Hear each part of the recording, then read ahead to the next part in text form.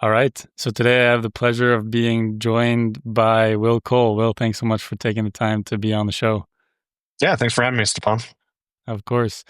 So, as every episode, really, I'd love to get started where you think is relevant in your Bitcoin journey. I know you've been in Bitcoin for quite some time, one of the early adopters, but I'm always fascinated to hear people's perspectives on where their Bitcoin journey started, because it doesn't necessarily have to mean the moment you discovered Bitcoin, but maybe something leading up to it as well. So I'd love, from your perspective, to kind of hear where you think your Bitcoin journey started. Yeah, it does start a little bit before I actually learn about Bitcoin. So physically, I was in New York City, and I remember my brother had an apartment that overlooked the New York Fed during the financial crisis, 2008, 2009. And it was a very confusing time. For me, I was very young in my career. I graduated college in 2006. And so I was, 2 years on the job, trying to find my way. And this thing happens where all my friends are being fired and everyone's leaving New York, things like that. And so there's a lot of like searching going on during that time. Uh, I'd had a background in software development, but also was kind of a young libertarian. I was a Ron Paul fan, and I'm not particularly sophisticated. I'm not an intellectual. I wasn't at that time like a learned, Austrian or anything like that. I just had sort of vague uh, libertarian leanings, and I would say that during those couple, 2-3 years there leading into 2010, I started to become a gold bug. Not super dedicated, and again, I'm not an intellectual about these things, but I was learning about gold as sound money, and it opened. I was an economics major in college, but I'd never heard of Ludwig von Mises. I'd never heard of Hayek. I got a very typical Keynesian education, and so for me, it was like really thrilling to get this like second education, reading Murray Rothbard and Hayek and Mises and stuff like that, and sort of drifting towards the gold side. Like I used to be a libertarian where it's like, I love Ron Paul. Can he give up the gold bug stuff? Like that was my only objection to him. It was crazy, like looking back on it. But in 2011, I'm kind of like, again, like in my own way, catching up in this world. Ron Paul had a lot of staffers in New York City. So people that ran his campaigns, his phone banks, and shot little videos for him and stuff like that. There was a crowd like that living there. And then they were gearing up to help Gary Johnson in his presidential race in 2012. And so it was all the Ron Paul people, but basically working with Gary Johnson. And so through that crowd in early 2011, my brother and I have talked about this. I think the first time I really heard and started talking about Bitcoin was in April of 2011. So I would have been not the earliest group, it's kind of the second wave. In fact, it's, after Satoshi disappears, right? Satoshi disappears in December of 2010. And I'm kind of in that first wave that comes in where there's like a new hierarchy in the core dev group, and people are kind of figuring out what to do, post Satoshi. And but it's also very naive. I'm hearing about it from these guys. I've just become a gold bug, in the last year. And there's a few people talking about Bitcoin. And I don't take it particularly seriously. In fact, my first time really learning about it, I'm looking at it as like technology. It's kind of cringy. I'm like showing my friends, I'm like, hey, have you seen this thing that solves the Byzantine generals problem? That's how I would like introduce Bitcoin, right? I didn't really know what I was talking about, but during those first few months, the fun thing you could do is that there wasn't much online or anything like that, but Bitcoin Talk was there, and there wasn't that much there. I read the entire message board like in a few months. You could just see everything. I could catch up on everything that happened, right? Just in that little bit of time. And you kind of get the cast of characters. I remember, seeing Nick Szabo's name and finding his archive of stuff pre-Bitcoin and reading, Shelling Out and all his great stuff on smart contracts and and various other, economic and technical writings. I remember thinking Nick Szabo was a pseudonym. I thought that was a fake name. Like it was all just very innocent and exploratory and fun.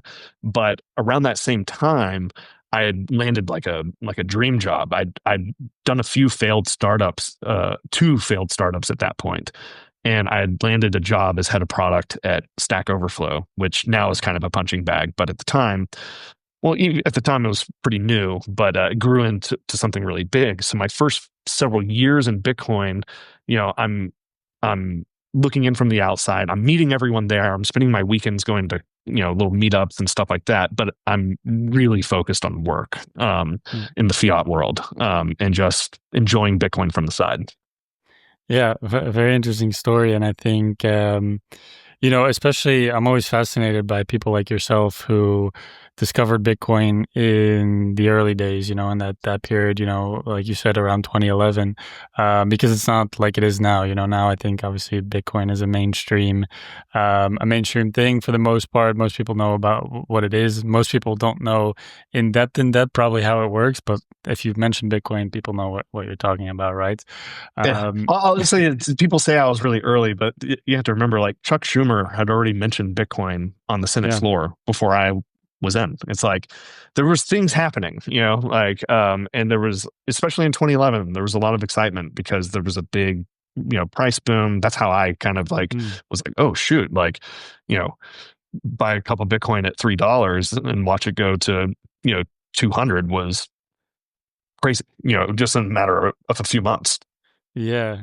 Yeah, it's interesting that you say that, and I guess everybody And then feels go back that down to way. $2, by the way. Yeah. Yeah. Yeah. But it's interesting that you say that because I think everybody, when they come into Bitcoin, probably, because for now, for people, when I tell them my first introduction to Bitcoin was in around 2017. Mhm. And that's now, in 2025, if you tell people I got into Bitcoin in 2017, um, people can consider that quote unquote early. Yeah, But it's all absolutely. relative because at that time, there was also a vast amount of resources. You had, guys like Andreas Antonopoulos in the space. Um, Absolutely. so it's really interesting to hear about, the points at which people get into their Bitcoin journey. But for me, what's also interesting to discuss is like when you discovered Bitcoin, what for you was like the, I guess, aha moment, or what was the value proposition at the time when you discovered what Bitcoin was that really stood out to you as being something different than what had maybe been attempted in the past, or even different from, well, something like gold, for example, right? Sure. Yeah, I mean, like, I wasn't really aware. Yeah, I wasn't a cypherpunk. I wasn't aware of the previous iterations. I did find out about BitGold, like Szabo's project, Mm, pretty early on as like an attempt at this, but I didn't know who Wei Dai was. I didn't know about B Money or, really any of these earlier things. So I didn't have anything else to compare it to.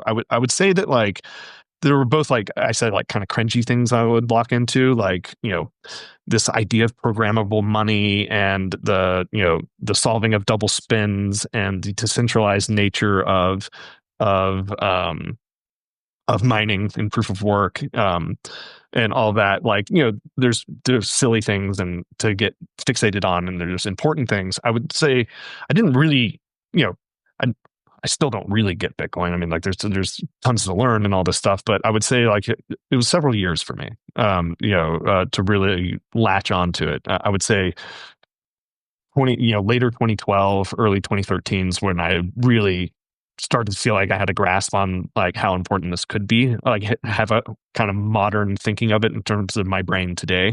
It's still different, but I would say the things that really stood out to me, that where I would say I was really getting it, was one was very early on, I became fixated on the supply cap of 21 million, which today is still the absolute most important thing to pick one. I mm, would say that didn't take me long. Maybe 6 months or so to really fixate on that is the most important property of Bitcoin. I would say that like I held on to like this sort of like programmable money.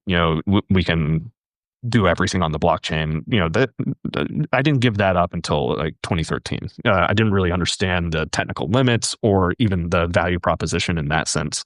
When colored coins was announced as a white paper, I thought it was the coolest thing I'd ever seen. And the people that I was listening to that were working, I wasn't working on Bitcoin, right? It was the Roger Vers and Eric Voorhees and like that crowd. They'd come through New York. I'd go to meetups and see them. Like they're very influential on me at that time, right? And reading Bitcoin Talk and finding IRC channels and Greg Maxwell and one season and Adam Back one season, that sort of thing.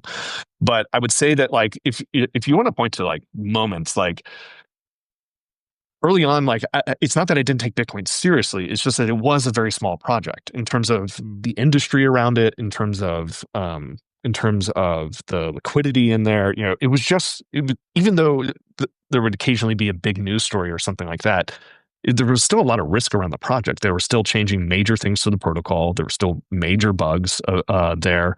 There was still really a question of whether this idea of a fixed supply cap decentralized network was going to be acceptable on the global stage. And so I point to these moments of time that not necessarily that I got Bitcoin better, but that Bitcoin was de-risked as something that you could like really count on. Right. And the first few things for me are obviously, once you get into that 2013, 2014 range is the fall of Mt. Gox, right? And what happens after that, how governments respond to it and things like that, and the Silk Road, the massive seizure of Bitcoin and what they do with that seizure. And the Silk Road one's really easy to talk about because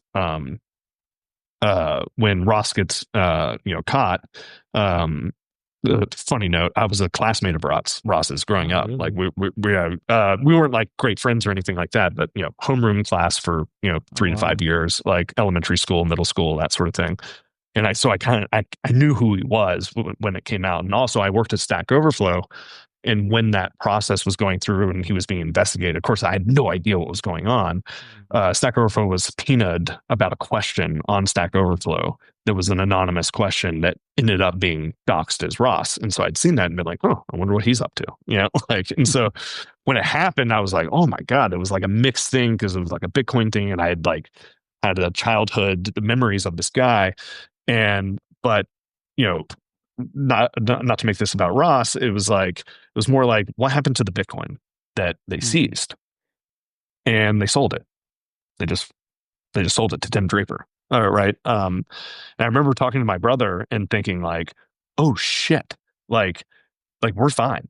Like this is a legit thing. Like, everyone says it's for criminals and all this stuff, but like, when they seize heroin, they don't just go sell it to Tim Draper, right? They burn it, or they do some CIA thing in South America or something like that. But generally speaking, they don't do an open auction, right? They're not going to be able to ban this anytime soon, right? There was a big moment where the risk felt like it came out of Bitcoin and saying like, well, there will still certainly be antagonism, but we're not criminals dealing with Bitcoin.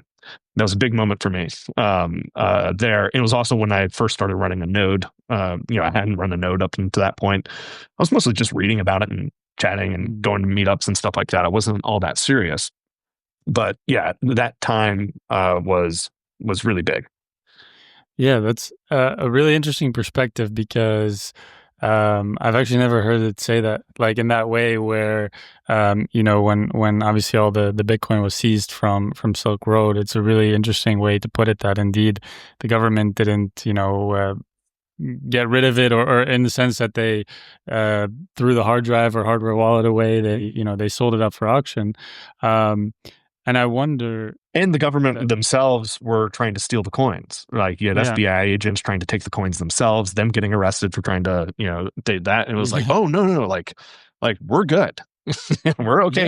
Yeah, and that's super fascinating because when I think back to those early days, I think Bitcoin is super anti-fragile, but I think those early days, 2011, 2012, especially the hash rate, the mining power, things like the influential stakeholders in Bitcoin, it's not nearly what it was today. So I think the vulnerability of Bitcoin was a lot more then than it is now. And so I wonder what was your perspective at the time? Because do you think that inherently the US government knew that Bitcoin was something that they couldn't stop? Or do you think it was maybe more just ignorance of like, look, we have this thing now, there's a market for it, let's just, sell it. But then again, it's like you said, they don't do that with other contraband stuff. So it's Mhm. what was your perspective on that at the time? Yeah, I mean, I don't know, right? I can't mind read the government. I think didn't really think much of Bitcoin at all, right? Mm, Around that time, I'm sure there were like little pockets here and there. Schumer had mentioned it, and when I say government, also just like mainstream institutions. You couldn't find a banker in the world that would say a nice thing about Bitcoin, in 2012 or 2013. Um, you had, I think it was 2013 or 2014, Paul Krugman actually dedicates an article to Bitcoin. And actually, I really liked it, because I was like, oh, Paul Krugman actually understands Bitcoin, because he didn't say Bitcoin's a scam or Bitcoin's for criminals. He said Bitcoin is evil. And if I had Paul Krugman's worldview, I would think Bitcoin's evil too. That actually means that he understood the value to some extent, to consider Bitcoin an evil thing in his world, right? Because mhm, again, if you're Paul Krugman, Bitcoin's a horrific development, for your view of how the world and money should work. And so I remember those types of things, right? I don't, you know, Paul Krugman's not in the government, but he's someone that government officials listen to and things like mhm, that. Is that I don't think most people in the government had any clue whatsoever. I'm sure there's some CIA people and stuff like that that were in new, but the industry didn't even know what Bitcoin was yet. The mhm, Bitcoin industry itself didn't know what Bitcoin was in 2012 or 2013. So how the hell was the government going to know, right? mhm, I think I think at the end of the day, it was seen as more benign than mhm. anything Yeah. from their perspective. Yeah, I understand. I get what you mean. I think it's interesting looking back now, of course, and especially since everything that's developed lately with Ross and obviously also the government stance towards Bitcoin and everything. But what's also interesting is, in every Bitcoin journey that I've noticed so far, there's a lot of people who, a lot of the Bitcoiners that I interview on the show. Um, I think like most people, when you first discover Bitcoin, if you do it the right way, typically I think you go down this like educational rabbit hole. You start to learn about not just Bitcoin as a technology, Bitcoin as a money. There's a lot of different Mhm. areas that you can go down. And then there's a certain point, not for all Bitcoiners, but for a lot of Bitcoiners, where you kind of become, almost all in and even to the point where dedicate your career to it. And so for Mhm. you, you had this job at Stack Overflow. As you mentioned, that was your main priority alongside then, learning about Bitcoin, going to meetups and things like that. What was that transition for you like? Because I know you then, and correct me if I'm wrong, you then started at Unchained Capital, right? So at what point for you did you make that transition into saying like, now this is something that I also want to, really center my career around? Yeah, I mean, so for me, it was like, 2014, 2015, 2016. I started that time in New York and then I moved to Austin, Texas. While I was still in New York, I became friends with these, very young, just freshly graduated college students, Michael Goldstein and Pierre Richard. And we were mostly talking just online because I didn't live in Austin, but I was from there. And they were the ones hitting me with all the Austrian economic stuff where I thought I knew something and I found out I didn't. And these guys were much younger than me, much, I don't know, maybe 7, 8 years younger than me, but I was getting a whole new education from them. And they were fearless and smart, and they understood Bitcoin from a different angle than I did. I was still kind of in that, Bitcoin as technology world. And I met them, and that education continued through becoming friends with Saifedean and some of these other Austrian type people. Um, but in terms of my career, is that again I was happy to talk about Bitcoin. It was a free time thing, right? I'd go to meetups and I'd do all this stuff, but we were building a startup and the startup was working. Like it was growing, it was getting bigger. We went from a product that worked into a business that worked. It was a very exciting thing for me, and I was relatively young and had a prominent position there. It was fun. I was like really locked in there. It was very, very important to me. Yeah. And so when I moved back to Austin, and I was still working at Stack remotely, I had this mindset of like, I wanted to get involved in Bitcoin because I'd already been in for 4 years, but I hadn't done anything other than talk to people and invest. Um, but I came to this really bad conclusion looking back, which was I didn't think I had any skills to offer the Bitcoin world. It was like either you work on the core protocol, and I didn't have the skill set to do that, or you work in an exchange, and I had no interest in doing that. I didn't really like the way exchanges worked at the time. And I was functionally financially illiterate when it came to like, how OTC markets worked and how, all these counterparties and markets are made. I didn't know anything about that world. And so I was like, I don't have anything to offer here. Mm. So I just kept on going for a little bit, but it was really, one of my best friends from childhood, my best friend from childhood. We'd go on these skiing trips, and I was like talking about Bitcoin all the time, for years. And he wasn't really all that interested in what I was talking about, but he would humor me on these drives. And then when he started to take it more seriously in 2016 or so, he would tell me, well, Bitcoin's just money. Sorry, this person's Parker Lewis is Mm. like my best friend growing up, and like but talking to him about this stuff all the time. And I remember him telling me, well, Bitcoin's just money. So what's the product of money? Because I was a product person, and I was like, Yeah. I don't know. You tell me, you're smarter than me. And he said, well, the product money is financial services, and exchange is one of those things, but there's lots of other things.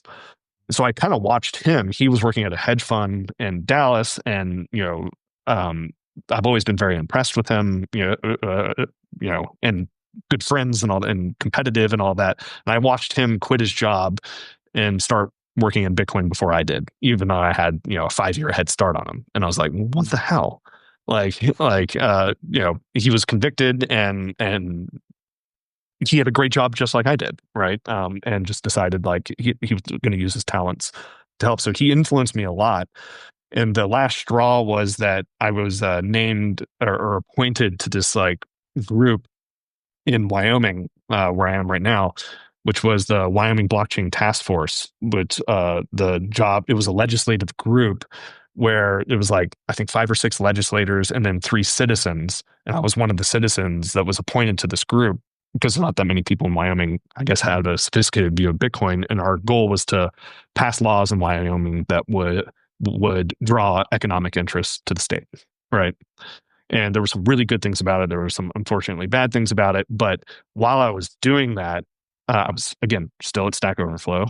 And there were cracks in Stack Overflow at that time. Not the ultimate AI stuff or anything like that, but just, the CEO who I was really close to was leaving. He was kind of a mentor, or, person that I cared a lot about was leaving. Mm. And I was meeting all these people at the Wyoming stuff that were saying, what are you doing? Like, you know a lot about this. Like, we could use you. We could hire you. And so I decided like to resign from Stack and look for something to do in Bitcoin. I wasn't really sure what it was going to be. I talked to several companies and had several options, and then Parker looked at me as like, what are you talking about? If you're going to do this, like, you're coming with me. And like, he was already at Unchained, and I met Joe and Drew, and it was a very small operation at the time, and there was no money to be had or anything like that. But I was like, why not? I want to work with Parker. It'd be the first time to be able to do that. And so I joined Unchained to run product and engineering there. Yeah. Yes. That's super interesting, and I think I like this part of the Bitcoin of people's Bitcoin journeys, because I think there is a point where, and of course, from your story, I understand obviously that the time at Stack Overflow was really good for you, and also helped you in a lot of ways. But I do think there's a time where if you're a Bitcoiner and you're really passionate about it, when you're working outside of it and not contributing to it, you kind of feel like I don't know, there's this like internal battle where you want to be, at least that's how I perceive most, true Bitcoiners, is like there's internal battle where I think also because we're still so early in Bitcoin and there's so much to do and so much to develop that it becomes like a calling essentially to really go and put your talents, into Bitcoin. And so I always find Yeah. it fascinating to, talk to people about taking that jump because I know it was probably also, in part quite a scary thing to do, no, at the time? No, I mean, I don't have that bone in my body. Like I always have like I had people in my life tell me that it was like, Stack Overflow is this rocket ship. It's going to go public or whatever. Why are you doing this? It's so bad. It's like, I don't know. Like I had this line that I would do in podcasts in 2019 when I did this, which was, look, like, it's not that big of a risk, right? Hmm. I can always go get money. US dollars. I can always go get more of them. I hear they're making more of them. Like, and I always knew I had a skill set where if I needed to get a bigger salary or something like that, I could just go do that. Right? There wasn't. Hmm.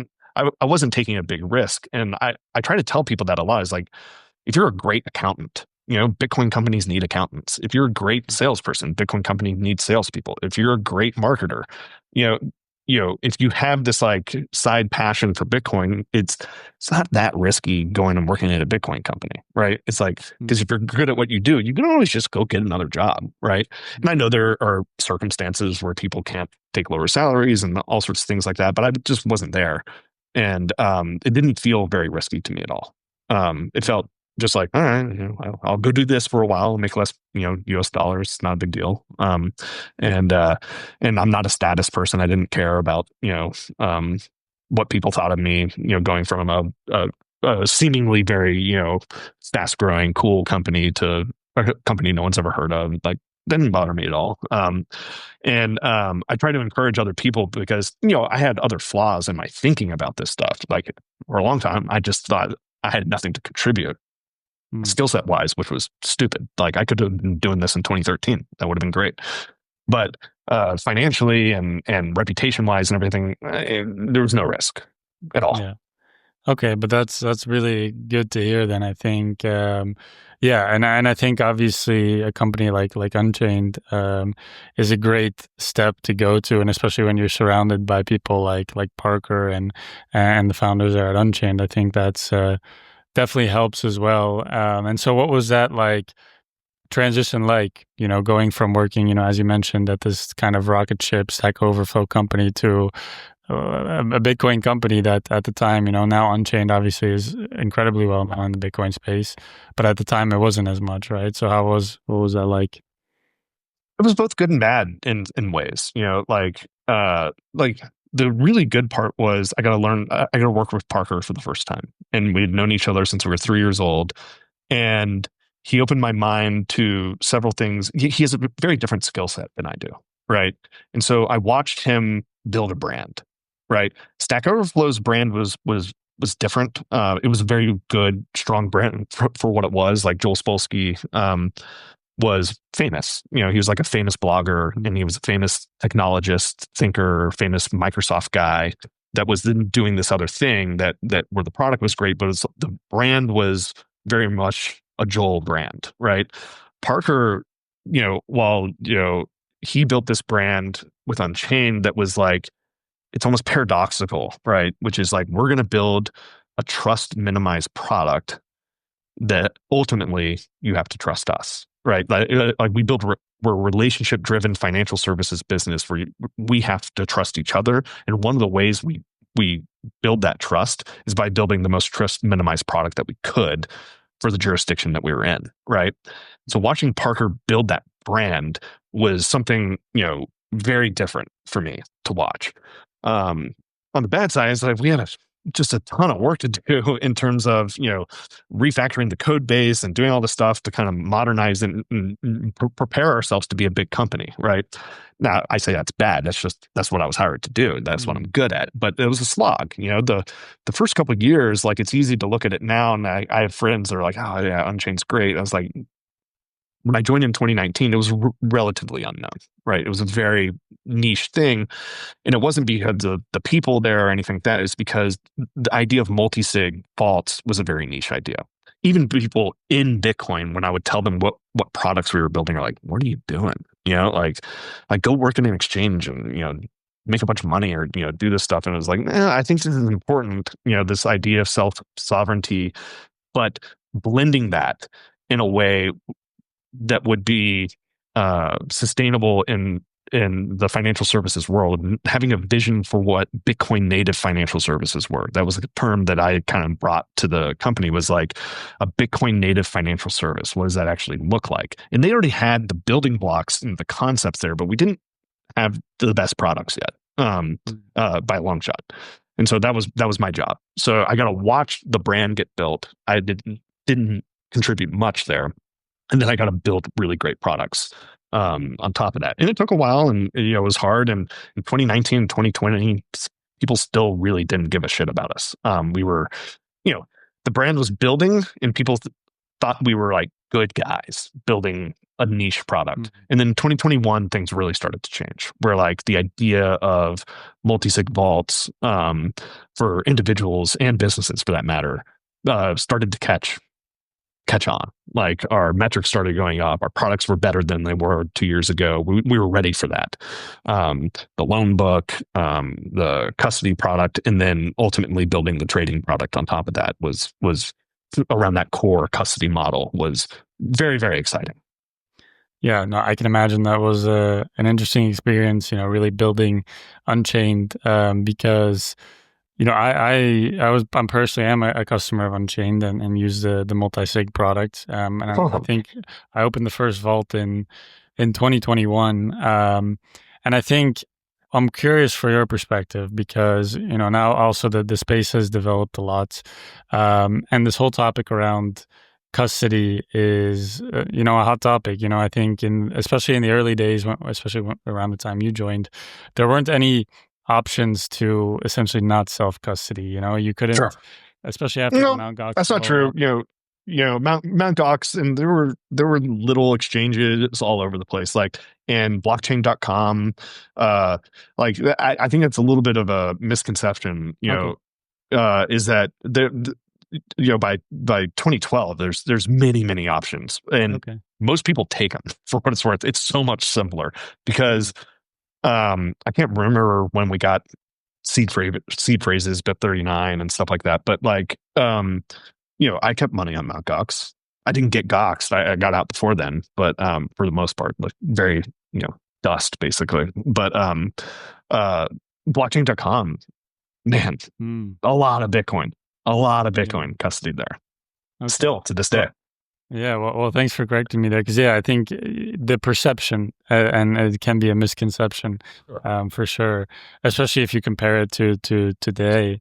But I think what I wanted to kind of gauge your perspective on is, given where we are today, what's your view around the custody of Bitcoin, especially now you have things like ETF products, you have exchanges that are offering things like proof of reserves, where it's more transparent, let's say, to see where your funds are and where things are. And I'm still a big fan of self-custody, but I also then think about, scaling Bitcoin to 8 billion people, and thinking of like, okay, is it realistic that if we scale to 8 billion people, that everybody will have a multi-sig vault and will be, keeping their Bitcoin in cold storage? Maybe the answer is yes. I don't know, but I'm curious to hear, kind of your perspective from a custody side, especially given your experience at Unchained. Sure.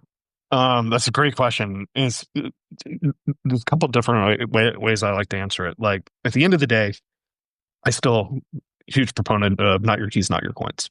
I know that's old fashioned at this point, but I think it's foundationally true. Right. For Bitcoiners today, that we haven't had, I guess FTX being the last like major blow up or something like that, but that's not that long ago, and it's going to happen again, right? Mm-hmm. And that when you get, trusted third parties or security holes, all these Szabo quotes, that I could throw out there, is I think it's important for people to hold the line on that. ETFs, you don't hold keys. Exchanges, you don't hold keys. treasury companies, you don't hold keys, and that they're, people can do whatever they want, like, far from me to say, but like, if people are taking large exposure to Bitcoin only in those ways, I think that they need to rethink that.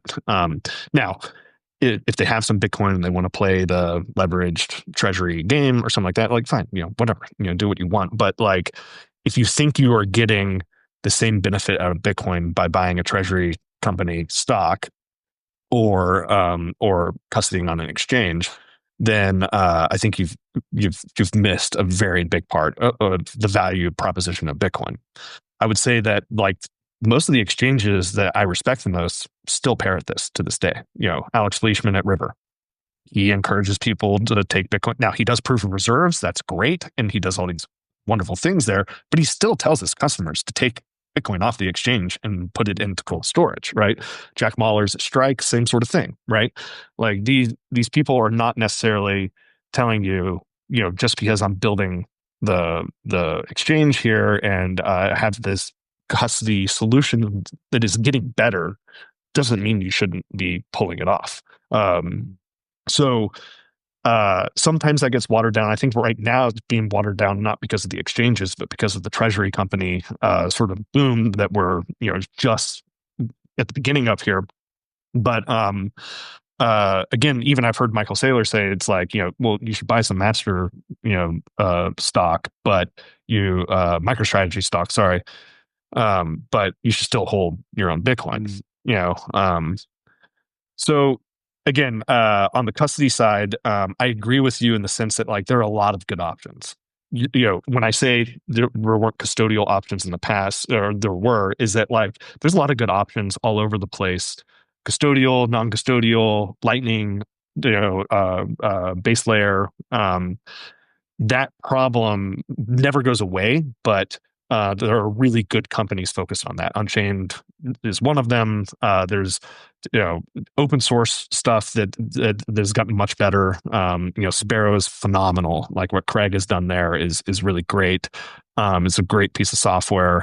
I think Nunchuck's interesting. I think these new guys, Thea, are really interesting on the multisig side. There's just a lot of it. It's not 2020. There's a lot of good, viable, credible options for custody. So while I think that problem never goes away, I do think it's in really fantastic shape right now. Yeah, agreed. And it's also been amazing to see how that industry has developed in the past few years. And I'll say one thing on this is that, like, my dream at Unchained always, had vision past this, but like my first vision for it was, like, I liked the custody model. That wasn't my idea. Like, but what I wanted is that I wanted a way where I could be exposed to that custody model my entire Bitcoin journey. So I was like, imagine I'm just starting to buy Bitcoin. Well, how can I buy Bitcoin directly, cold storage, with keys that I control? That was kind of my holy grail.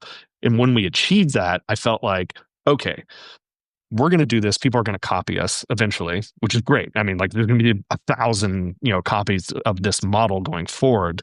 And it took a long time to get the infrastructure and everything in place to do that. But once we got there, I felt like, okay, because before that, the thinking was every Bitcoin that ends up in this custody world, in this 2 of 3, multi-sig, or 3 of 5, or whatever, right?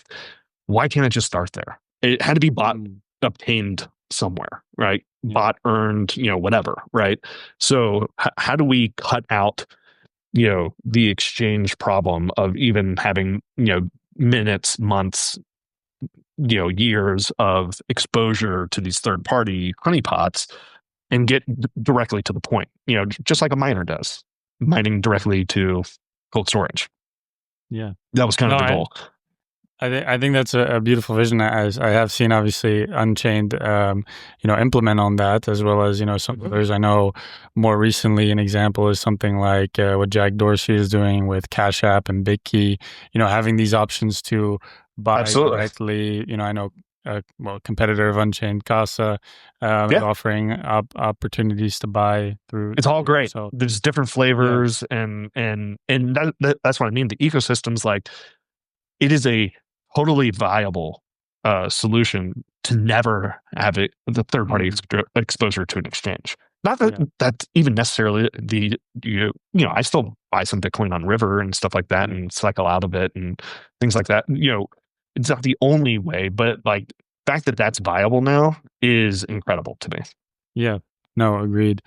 And then the next part that I kind of want to touch on with you, because the collaborative, the custody part is super important. But I know, you then switched from Unchained over to Zaprite with and correct me if I'm wrong. Zaprite is focused on making or scaling Bitcoin payments, right, to make Bitcoin more accessible to pay with. And so, what is your viewpoint? Because, well, it's a bit of a conflicting battle sometimes, because you're for a lot of Bitcoiners or people who want to save a majority of their wealth in Bitcoin, they have it. Let's say for me, for example, I have a lot of my Bitcoin in a 203 vault.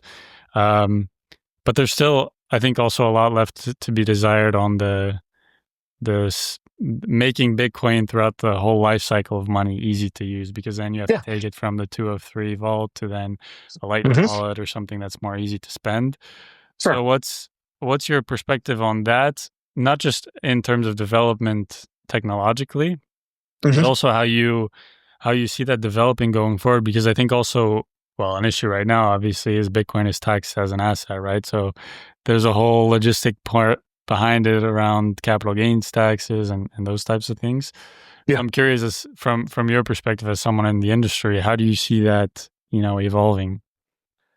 Yeah, again, I'll be a little bit long-winded in this answer, but the transition to Zaprite to me was a logical step from what I was talking about in terms of custody, which is, if I'm thinking about the Bitcoin economy and Bitcoin as a currency, which I do believe it is both money and a currency. Well, if you don't have good custody, then nothing else matters. You have to solve that problem, right? But once custody is on good grounds, it's like, well, what's the next thing, right? How else do people get Bitcoin other than buying it and storing it, right? Well, they earn it, right? And I really do think of it in terms of like earning Bitcoin, not when on a two-sided market, right? If you're going to earn Bitcoin, someone has to send you Bitcoin, you have to receive it. And so all two-sided markets in the product world end up with this chicken or egg problem. It's like, what side of the market do we focus on? What is one side more important? Like the easiest one would be like dating apps, right? Two-sided market. You have boys and girls and they want to get together. And you're like, well, how do we build the app? What do we do? And it's like all dating apps figured out, it's like hot girls, right? Women, you have to focus on that. If you don't have that, you don't have the other side of the market won't materialize, right? So you have to kind of pick on a two-sided market. So for us, with the background of like, okay, if custody is, I won't say a solved problem, but it has a mature industry behind it now. We looked into when Parker and I were looking to start something new, it's like we looked at a lot of different things. It wasn't just like payments. We looked at mining stuff. I wanted to buy a power plant, there were all sorts of stuff we were looking at. But Parker was selling his book at the time. And so we were looking at payments in addition to these other things. And we couldn't find what we wanted. It was actually kind of surprising. It was just the search for a product for him to sell his book. And then he'd bring me over and be like, wait, why can't I do this? Like, I like BTC Pay Server, but I don't actually want to run a server, right? And I don't want to fully custodial option, but I have these wallets. I have an Unchained wallet. I have a single sig wallet. I have a wallet on my phone. It's like, why can't I just send Bitcoin to one of those? Like there was no product for that at all. Yeah. And we were really confused. I was like, surely there's got to be something out there. And the only thing we could find that was even remotely close was Zaprite. John McGill had started this thing, and it was very focused on being an invoicing app at the time. It didn't do more generic, e-commerce or anything like that. And so we're like, well, we kind of want to just build this, but for more generic payments, like more payment flows than just invoicing. And so we're like, okay, why don't we talk to John first? He had been in the commons and stuff like that. So we went and talked to him. He's like, I had the same vision. Like, I want to do more generic payments. Like, invoicing is one thing. We want to do that. And so we kind of just joined forces right then.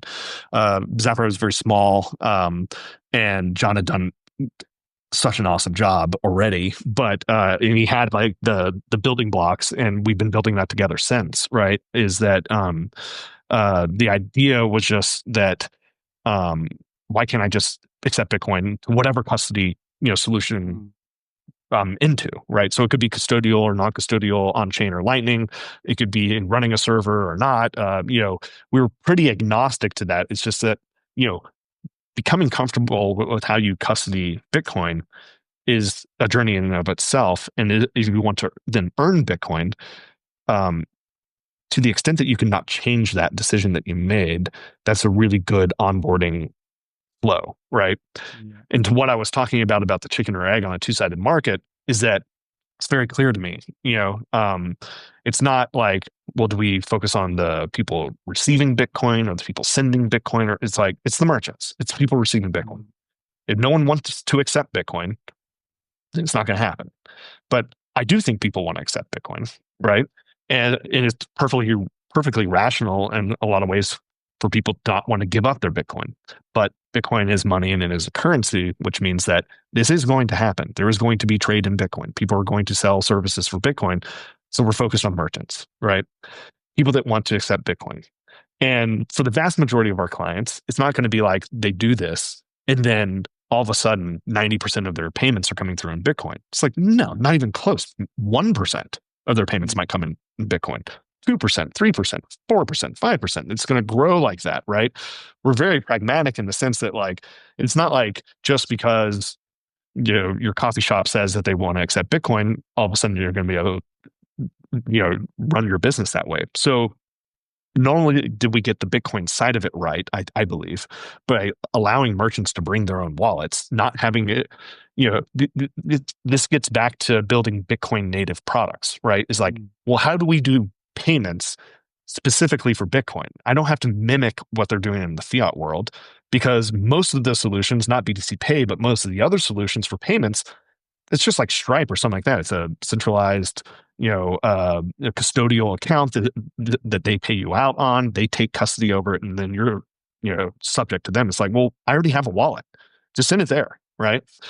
And so we focus there, but we also allow people to accept fiat payments through the same integrated checkout. So you can integrate your Stripe or your Square or whatever. And it's like, yeah, I don't want that. However, it makes sense to me why businesses have to make pragmatic solutions to accepting Bitcoin. It's like, it's not going to take over the vast majority of their transactions right away. So if you can build a solution where Bitcoin isn't just a tack on to their fiat solutions, if they're actually integrated and a consumer can make a choice, oh, I'm going to pay this person traditionally with a credit card, or I'm going to pay this person, with Bitcoin, that over time, there might be regulatory changes where there are exemptions for Bitcoin payments and, stuff like that. Maybe that's soon, maybe that's a long way away, but I do see Bitcoin as a currency growing over the next several decades. And so a product like this is going to have to exist. One more point that you made is like, there's all these tax, burdens and all that stuff. It's really not that complicated at the end of the day, especially on the merchant side. Receiving Bitcoin, there's no tax consequence until you exchange it, right? On the spending side, there's three options, right? You could have a capital gain, a capital loss, or net zero, right? And if you have a capital loss, you don't have a tax to pay. If you have a capital gain, you might, right? And just providing the documentation and stuff for that, is the best we can do at this time. But there will be jurisdictions that fall on this. It might not be the United States first. It could happen somewhere else. But the way I see that going is it will probably start with things like a de minimis. We've heard politicians talk about that, where anything under $600, it's kind of like foreign currencies in general. Like if you're in the United States and you have euros and you pay someone 20 euros for something, there's no tax event, right? Now, if you get there's no like straight line. It's like if you buy a car for $30,000, there probably is, either a capital gain or it's like FX trading, right? So there will be, kind of start on the small side, think like lightning transaction type things, Mm. and it'll go from there. Yeah, and I think it's amazing what you guys are building over at Zaprite, because I think obviously Bitcoin as a store of value is important, but I think also Bitcoin as a currency is arguably even more important. And as someone who has, a majority of their wealth in Bitcoin, it's something that I struggle with because, you put your money, your time, your energy into Bitcoin. Uh, Sure. but Can I say then, one thing on that comment yeah, though? of course. Is like I want to encourage your listeners to, whatever you can have whatever opinion you want. I don't think of it as in what's more important, right? I think of a logical progression of what needs to Mm, be built, right? mm, Is that if you don't have custody, you cannot have a good exchange, of Bitcoin, right? But once that exists, and once you can aggregate those good ways of custodying Bitcoin, right, for different purposes, for different needs, for an individual or a business, is like then you can build the currency tools of Bitcoin, right? It doesn't surprise me that the early payments, Bitcoin payments, the BitPays and open nodes and stuff like that, built it to look like the existing fiat system because custody wasn't really worked out enough yet. But mm, it's timing, right? It's like, well, we have a lot of good custody options. Businesses, if you're sending out $2 million invoices for an infrastructure business versus doing e-commerce, it's like you have wallets that fit every mold there. And so it's not about it being more important. It's just like, is it the right time for yeah. products like that to come out because the requisite logical things before it are built? Yeah, no, good point, and I agree, definitely agree with that. Um, I guess for me, because I think a lot of these products like Zaprite, I think, and I'm just speaking from a personal perspective. Sure. If I want to go ahead now and utilize the wealth that I've stored in Bitcoin to spend it, to pay my rent, to pay groceries, to do whatever, to do the normal transactions that you would in fiat, I'm hindered because if you want to be compliant, you are taxed on, on every transaction essentially. And then you go to, okay, having to track down because if you've bought Bitcoin for years, which, and you've segregated it in this wallet, what I'm trying to say is like there's a lot of logistical burden, I think, right now at the moment with using Bitcoin as a currency that I think in my opinion, can only really be fully overcome once we have regulation where, like you said, there's a certain limit under which Bitcoin doesn't get taxed if you spend it, or that Yeah. capital gains taxes, or that Bitcoin gets treated like a currency, like in El Salvador, for example, where you can spend it without having to worry about, taxes. Or do you see that differently? I see it a little bit differently. You're not wrong, right? Like, Mhm.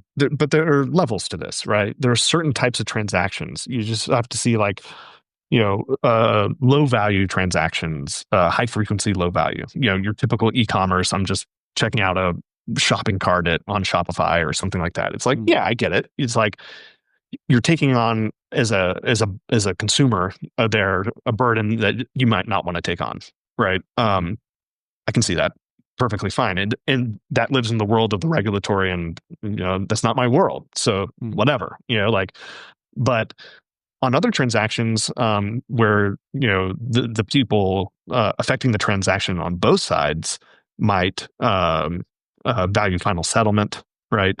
Might value the cross border nature of it, speed to final settlement, things like that. Like Bitcoin's already a much better way to mhm, transact than even an international wire or ACH or anything like that, right?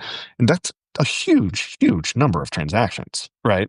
Where Bitcoin is already, despite the regulatory hindrance there, a much better option. If you're regularly sending out hundreds of thousands of dollars of invoices for your business or something like that, and you're dealing in jurisdictions or not even take out the jurisdiction side. You're just you're doing big ticket items, right? mhm.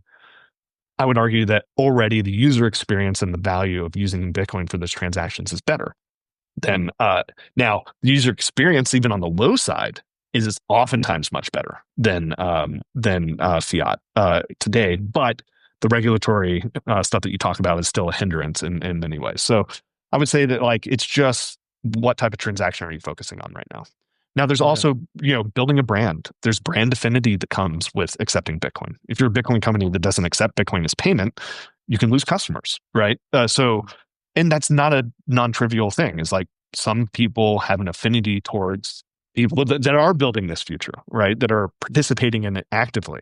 And you can win customers that way. I mean, Steak and Shake's doing it right now. Speed Wallet's a great wallet, integrates with Zaprite that set them up on the infrastructure side, and that gives them a whole new class of customers, right? And that's only going to grow. So while the regulatory thing is obviously important, it's not the only variable at play here, and it's not the only variable at play that will affect even the near term success of companies like my own and Zaprite. Yeah. Yeah. No, I agree. And I especially agree with the fact that for high ticket items, I mean, I think Bitcoin in general is a superior way to send money in whatever. Even I wish I could just load a Lightning wallet and live off of my Lightning wallet, and just that every grocery store, every merchant, that my landlord accepted Bitcoin, because I wouldn't want to have to, deal with the fiat world, to be honest, if I could. So But I guess remember, it's these more. companies are the same as you, right? They're just people, right? There's a boardroom at every one of these companies, and there's probably a Bitcoiner in there and saying like, well, if I am building my own wealth and storing my own wealth in Bitcoin, and I like that, like, why is my company not doing it? And we're seeing that happen. It's one of those things that starts out as a fringe thing, just like Bitcoin was at the beginning, or just like multi-sig was at the beginning, or just like payments were at the beginning. But then, it catches on after a while. It's like, but any individual that's made Bitcoin part of their personal balance sheet, right, would be crazy not to advocate for it on their business, right? And what's the best way to get Bitcoin in that sense? Like the most tax advantage, is just to accept it, to have obligations in it, to pay with it, all that. It just takes time, but it's just individual people making individual decisions that balloon into these corporations and businesses that are going to accept Bitcoin just like we do. Yeah, agreed. And that's why I think it's amazing that obviously companies like Zaprite are building the infrastructure to be able to do that. Because I think it's important that despite the not perfect regulatory environment, that we still have the capabilities to do so. And like you said, I think in the future, I think that's how the global game theory is going to play out. We're going to see, countries, I think, eventually just start to favor Bitcoin in a sense where it will be treated as a currency. Or how do you see that playing out? Like, I'm curious because I think about this a lot. Like, how do you see the countries? Like, do you think it's small countries, big countries? Yeah, how do they get Bitcoin, and what do they use it for? Yeah, I mean, I think it depends, because I mean, things like right now in the U.S., obviously with President Trump, I mean, it's become much more favorable towards Bitcoin. So if a company like the U.S. Starts to, for example, I think a big step would be getting rid of capital gains tax on Bitcoin and just treating Bitcoin as a currency. That could happen, quicker than we think. And I think if someone like the US implements that, then obviously other, I think, bigger countries and maybe the European Union or globally, I think will start to adopt that. But I think otherwise countries like, El Salvador, I think can lay out a model. And I think the reason why I think it's essentially inevitable is because I think we're seeing it with, I think the world that we're in today, right, where we have, near endless possibilities to work remotely, so you're less tied to a certain location. People, especially young entrepreneurs who are starting businesses, who want to contribute something in the world, are drifting towards, geolocations where they're more favored in terms of taxes, in terms of the operating environment. And so I think countries are going to have to operate essentially like a business. And I think because Bitcoin will be such a huge part of the future, I think the governments that are the most pro Bitcoin in the sense that they, treat Bitcoin with friendly jurisdiction, meaning that they get rid of capital gains tax, they allow Bitcoin to be used as a currency, will also attract the entrepreneurs, the businesses that are building around Bitcoin, and I think Mm-hmm. incentivize their society as well to promote entrepreneurship, to promote people innovating on things. And I think that's, in my opinion, how I see it developing, that you want your jurisdiction to be Bitcoin friendly, because I think Bitcoin is inevitable either way. So I think it's better to be friendly towards adopting Bitcoin rather than try to put a bunch of limitations on it. Because I think, and then I'll stop. But to give an example, I'm in the European Union right now. I think there's no, if, for example, Portugal tomorrow were to say, Bitcoin is used as a currency, or legalizing it as legal tender. We're inviting, we're attracting that Bitcoin capital into our country. That would be a very compelling event for myself to consider moving there. Yeah. And yeah, that's kind of how I see it. Is I think countries, to stay competitive, to attract capital, to attract young, innovative people, will have to be friendly towards Bitcoin and their regulation. I could see that. Can I throw a theory Yeah, on you? of course. Everyone hates this. I guess it's getting a little bit more popular because Michael Saylor has recently said something similar to this, but I've had this one tweet I keep on putting out for like 3 or 4 years now, and like no one likes it ever. This is usually my favorite ideas, is when no one likes it at all.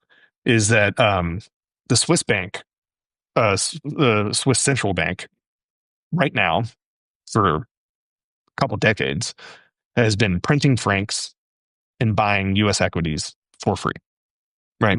So the Swiss central bank owns U.S. equities that were purchased by them printing their own money, right? And they're smart about it. They don't go out and buy like 50% of Apple or something like that. And they don't have one of the currencies that is in the most demand, although the franc is pretty, relatively strong, right? So there's demand for it. But as long as they're careful, they can keep this going forever. They can just keep on buying hard assets with fiat bullshit, right? And I don't see why this doesn't play out with Bitcoin, right? Is that the first nation state with the power of a printing press and a currency that has relative demand, bases their currency on purpose to buy Bitcoin, right? And that's basically the end game, right? Is that in really only one of them gets to do this, because once that's found out, then that's the collapse of fiat currencies. And so what I see is that like the types of countries that you're talking about, like Portugal or something like that, they can't print their own money that's in demand. Their only option is, they have to find a way to get Bitcoin on their country balance sheet. And that would be the signal to the entrepreneurs and everyone that they can, that if Portugal wants Bitcoin, then I'm going to be able to build my Bitcoin things there and be relatively safe, right? So that's what El Salvador did. It's like the laws are one thing, but El Salvador making their own investment into Bitcoin, I think, is actually the bigger story there, or the bigger signal to the population that wants to deal and build and work with Bitcoin, that this is a serious place to do so. And there will be several of countries that do stuff like that, but then the big bang is who debases their currency fastest to obtain the most Bitcoin, and that's the final straw. Yeah, I completely agree with that. I think that is the end game. The question is, how close do you think we are to that end game? Do you think that's something that is realistic to happen, in any near time frame, or do you think that's something? I think that more far off future, let's say. I don't know. It's so hard on these things. And if you had asked me some of these questions in 2013, I would have said, "Oh, by 2020, certainly." Like that's 7 years from now. None of these things go at the speed that I think. And so. But what I can project into the future is that what I do see is that, take like the Bitcoin Act in the United States right now, right? Cynthia Lummis's bill. That's not printing dollars to buy Bitcoin. If you can say money is fungible, and essentially it is, but it's a more restrained approach of selling other assets like gold and stuff like that to obtain Bitcoin. It's like, okay, that's a good start. That's not the end game. That's not how you get nation state level support around Bitcoin. That is a logical next step, right? And if they do that, then you'll see other countries trying to do their own versions of their own Bitcoin reserves, right? And we're already seeing it. Sovereigns, it doesn't even have to be a country; it could be a state, right? Yeah. Texas is going to have a Bitcoin reserve. It can't print its own money. It has to find another way to get it. And the Bitcoin Act, as it stands today, is again the similar type thing. They're not printing they're not turning on the money printers to obtain that Bitcoin, which is fine. That's the first step. But eventually, one of the big how many currencies could do this? The euro, the dollar, the yen, the yuan, maybe the yen. I don't even know if the yen's a big enough demand to really pull off this level of speculative attack. So maybe it's only the euro, the dollar, the yuan that could do this, right? And the first one that does it wins. Yeah. Speaking from living in the European Union, I don't see the euro. I think it'll be the US or the Chinese, and I think it's almost certainly the US. Yeah, If they can get the Bitcoin Act passed, right, that's the first logical step. And then they're going to want more Bitcoin. How do you get it? And I just don't see another way. Yeah, agreed. I think inevitably that's, I think, where the end game is as well. Do you fear for that at all? Because I think, it's great if you're a Bitcoiner, I think, in a way, right? You're profiting off of that. But then I'm just trying to think of the societal effects of if that were to happen tomorrow, let's say. I don't think it'll happen tomorrow, and I don't think it'll happen. I think it'll happen over time. It'll be a gradual progression. But no, I mean, like, Bitcoin's just money at the end of the day, right? So what do you do with money? You exchange it for things that you want, right? And so the most productive people, building the most in-demand things, Bitcoin flows to them, and then other people start producing up. It's just money, right? There's nothing to be fearful of. If anything, I'm extremely bullish and happy, and think that I'm not one of those people to say Bitcoin ends world wars and stuff like that, but there are a lot of really tangible things that I think people should be excited about. Is that if it happened tomorrow and you're getting paid in Bitcoin, it's like, well, great, right? I'm getting paid in a thing that doesn't melt out from under me, where I can accept money and keep money and not have to go take that money and take risk by going out into the market and trying to find what company is going to cure cancer in order to have a retirement, right? Is that no, I look at this like, are there going to be problems? Of course, but like overall, it's like, can I accept money that cannot be inflated away from me? It's like, yeah, so we should be begging for this paradigm to be ushered in. For everybody who earns money in any way, it's just better for them. And for capital markets and everything, like, sure, yeah, there's a shakeup and you got to do other things. But like, I love saying this. It's like, if I'm an electrician, electricians make a lot of money now, right? That's a good job. I'm making, six figures, stuff like that. But I'm a fucking idiot if I don't know who's going to win the AI race. Yeah. Because I didn't invest it correctly, because I'm also a fucking idiot if I just keep my dollars, right? If I don't go out and take crazy risks, people underestimate the risks so much, right? Yeah. That they're doing when they say like, well, my retirement is investing in all these companies. It's like, why can't you just have money? That's insane. Like, that's an insane thing. So the capital market structure changes. You don't have to take those types of risks in order to like maintain value. That doesn't mean the U.S. economy grinds to a halt or anything like that, or there's no more VC money or anything like that. It's just different, right? But for the average person, right, who has a job and gets paid, that world is much, much better. Yeah, very well said. I know we're a bit over time, so my last question for you that I ask at the end of every show, I think it's just a time where a lot of new Bitcoiners or new people are entering the space.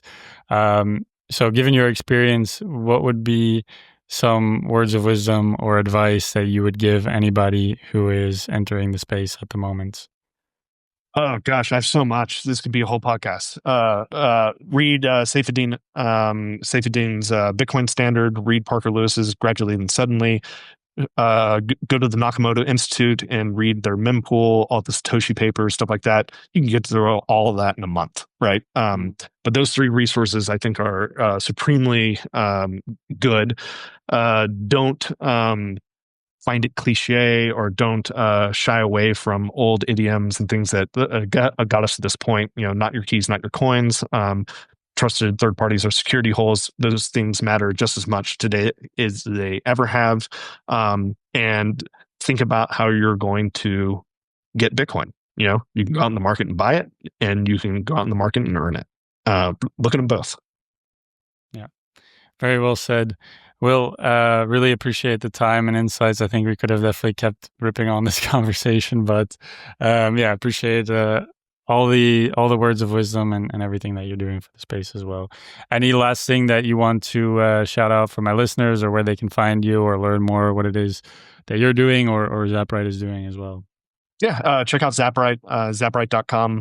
If you're interested in it as an individual business. It's a really cool product. And you can find me mostly on Twitter or on Nostr, Will Cole on both, at Will Cole on Twitter. And I can't read my NPub on Nostr here, but you can find me. Thanks so much, Will. Thanks, Stefan.